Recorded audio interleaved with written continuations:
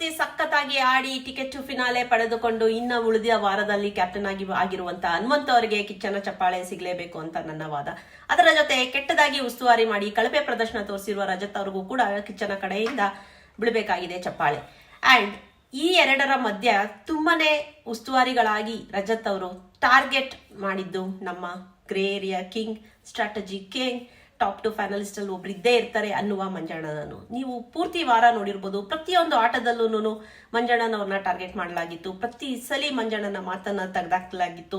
ಮಂಜಣ್ಣ ಏನೇ ಹೇಳಿದ್ರು ತಪ್ಪು, ಮಂಜಣ್ಣ ಏನ್ ಮಾಡಿದ್ರು ತಪ್ಪು, ನಿಂತ್ರು ತಪ್ಪು, ಕೂತ್ರು ತಪ್ಪು. ಇದನ್ನ ಕ್ಲಿಯರ್ ಆಗಿ ನೀವು ಅರ್ಥ ಮಾಡ್ಕೋಬಹುದು the final count down task ಅಲ್ಲಿ. ಆ ಟಾಸ್ಕ್ ಅಲ್ಲಿ ಬಿಗ್ ಬಾಸ್ ನಿಯಮ ಇಟ್ಟಿದ್ರು, ಕಾಲ್ಗಳನ್ನ ಸ್ಟ್ರೈಟ್ ಆಗಿ ಇಟ್ಕೊಂಡು ಮಲಗಬೇಕು ಅಂತ. ಮೋಕ್ಷಿತಾ ಅವರು ಕಾಲನ್ನ ಮಡಿಚಿಕೊಂಡು ಇಡೀ ಆಟವನ್ನ ಆಟ ಆಡಿದ್ದಾರೆ. ಒಂದು ಕಾಲ್ ಬೆಂಡ್ ಆಗಿತ್ತು. ಇದಕ್ಕೆ ಉಸ್ತುವಾರಿಗಳಾಗಿ ಒಂದು ಫೌಲ್ ಅನ್ನು ಕೂಡ ಕೊಡೋದಿಲ್ಲ. ಆದ್ರೆ ಮಂಜಣ್ಣಗೆ ರಜತ್ ಸ್ಟಾರ್ಟಿಂಗ್ ಅಲ್ಲೇ ಹೇಳ್ತಾರೆ, ನಾನು ಫೌಲ್ ಅಂತೂ ಕೊಡೋದಿಲ್ಲ, ನಿನ್ ಕಡೆಯಿಂದ ಒಂದ್ ಸಣ್ಣ ತಪ್ಪಾದ್ರೂ ಕೂಡ ನೀನು ಔಟ್ ಆಫ್ ದ ಗೇಮ್ ಇರ್ತೀಯ ಅಂತ. ಉಸ್ತುವಾರಿಯಾಗಿ ಎರಡು ತಂಡವನ್ನ ನೀಟಾಗಿ ನೋಡ್ಕೋಬೇಕಿತ್ತು. ನೀನು ಮೋಕ್ಷಿತಾ ಹೇಗೆ ಕೂತಿದ್ದಾಳೆ, ಅವಳು ಕಾಲ್ ಮಡಚಿದಾಳ ಇಲ್ವಾ ಅದನ್ನ ನೋಡ್ಬೇಕಿತ್ತು. ಯಾಕಂದ್ರೆ ಸಾಕಷ್ಟು ಬಾರಿ ಬಿಗ್ ಬಾಸ್ ಆಟದಲ್ಲಿ ಅದನ್ನ ತೋರಿಸಿದ್ದಾರೆ, ಅವಳು ಕಾಲ್ ಮಡ್ಚ್ಕೊಂಡು ಕೂತಿದ್ದನ್ನ.